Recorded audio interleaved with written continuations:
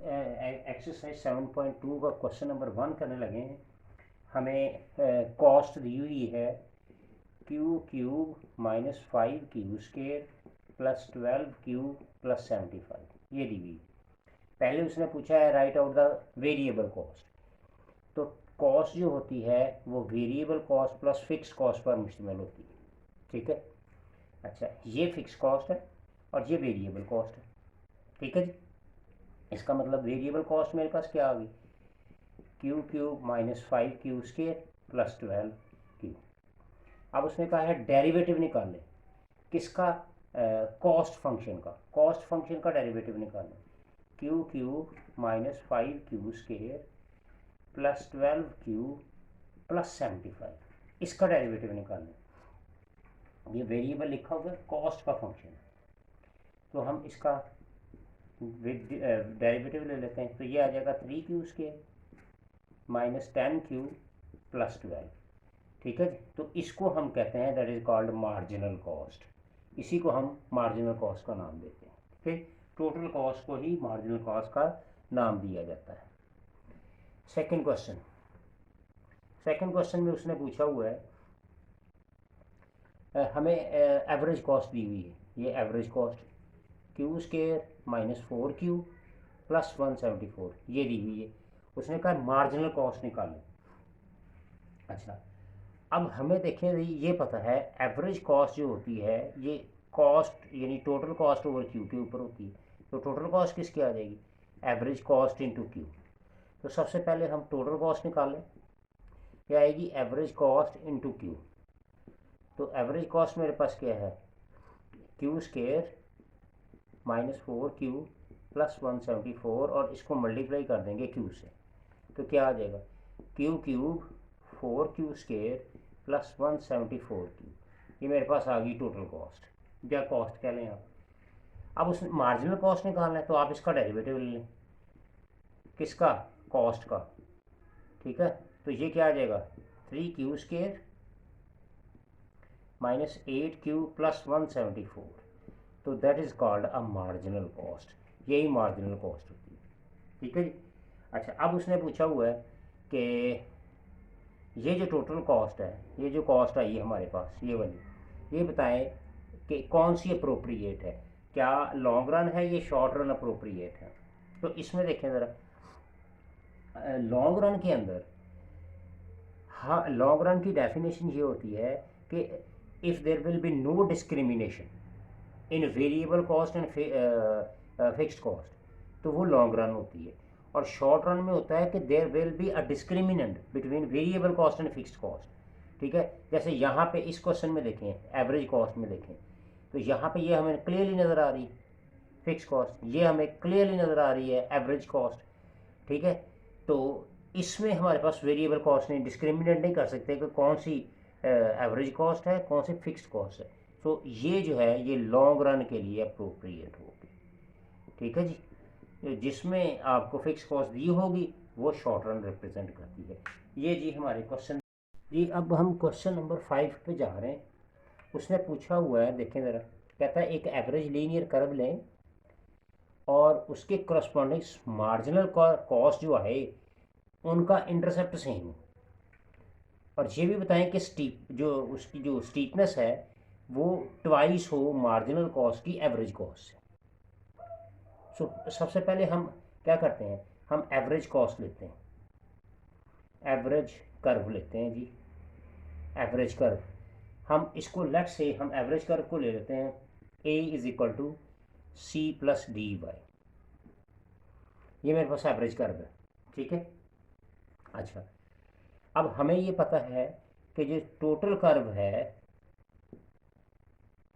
Total curve, total curve वो क्या होता है, एवरेज कर्व इंटू क्यू।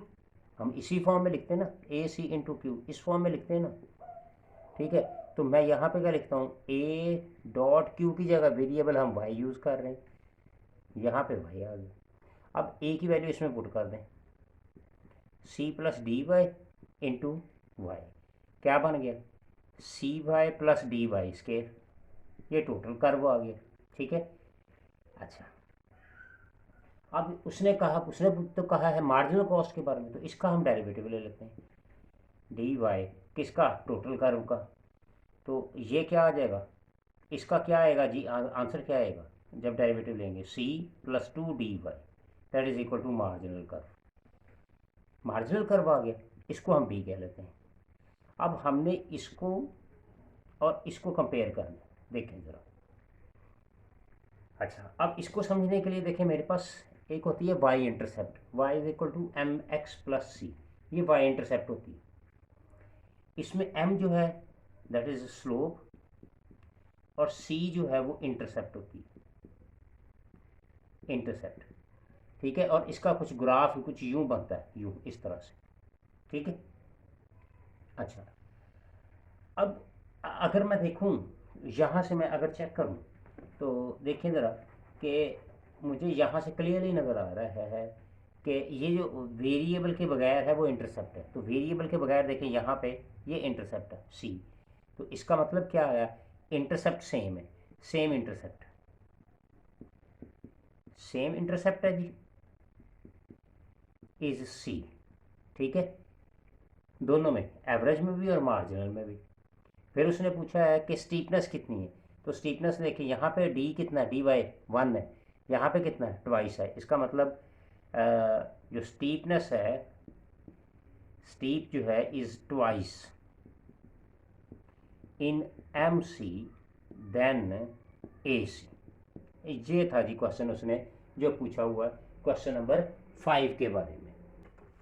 जी क्वेश्चन 6 पे जा रहे हैं। उसने क्वेश्चन 6 के अंदर कहा हुआ है कि हमें ये फंक्शन दिया हुआ है, pi into x is equal to g of x और एच ऑफ एक्स, ये दिया हुआ है। अच्छा, उसने कहा है कि इसकी मदद से, यानी इसको आपने ट्रीट करना है as a single variable, single function, ये सिंगल फंक्शन ट्रीट करना है, सिंगल फंक्शन। ठीक है, और इसको ट्रीट करते हुए आपने क्या करना है, आपने ये फाइंड करना है, f prime x g of x H of x plus f of x ji prime x H of x plus f of x g of x और एच प्राइम एक्स। वो कहता है ये वाली स्टेटमेंट हमें चाहिए, और किस तरह चाहिए, प्रोडक्ट रूल के ज़रिए सॉल्व करें। ठीक है जी, ये हमें उसने दिया हुआ है कि आप इस तरह से ले लें जी। मैं इसका सोल्यूशन करता हूँ, यही ले लेते हैं, pi into x g of x और एच ऑफ एक्स। पहले तो सबसे पहले तो मैं इसको सिर्फ प्रोडक्ट रूल लगाने लगा हूँ, मैं एज ए सिंगल वेरिएबल नहीं ले रहा हूँ, मैं अभी सिंपल प्रोडक्ट रूल लगाने लगा हूँ। तो इसका डेरिवेटिव क्या आ जाएगा, क्या आएगा, G of X as it is, इसका डेरिवेटिव आ जाएगा, plus H of X as it is और जी का डेरिवेटिव आ जाएगा, ये आ जाएगा। ठीक है जी, अब मैं लेता हूँ कि मैं डेरिवेटिव लेता हूँ, देखें जी ज़रा, अब एक्स के अकॉर्डिंग, फाई का, फाई इंटू एक्स का। ठीक है, बल्कि इसका नहीं, फाई इंटू एक्स का नहीं, हम इसमें इस तरह करते हैं, इसके अंदर एक और फंक्शन ऐड करते हैं, हमें तो ये रिजल्ट चाहिए ना, हम इसमें फंक्शन ऐड करते हैं एफ ऑफ एक्स का, क्योंकि इसमें एफ ऑफ एक्स नज़र आ रहा है, जी ऑफ एक्स और एच ऑफ एक्स। तो इसका आप डेरिवेटिव लें, ठीक है, और लेना किसके ज़रिए, प्रोडक्ट रूल के ज़रिए, और इसको आपने एज क्या करना है, सिंगल फंक्शन, सिंगल फंक्शन के तौर पर यूज़ करना है, यानी कि ये एक फंक्शन ये है, एक फंक्शन ये दो फंक्शन है। ठीक है, प्रोडक्ट रूल लगाना है, first function as it is, और फिर डेरिवेटिव आपने लेना है सेकंड का, G of x H of x plus ji of x H of X वैसे ही लिख देंगे, और डेरिवेटिव ले लेंगे किसका, एफ ऑफ एक्स का, ये सिंगल वेरी। अब इसको हम सॉल्व करते हैं जी, एफ ऑफ एक्स वैसे ही आ गया।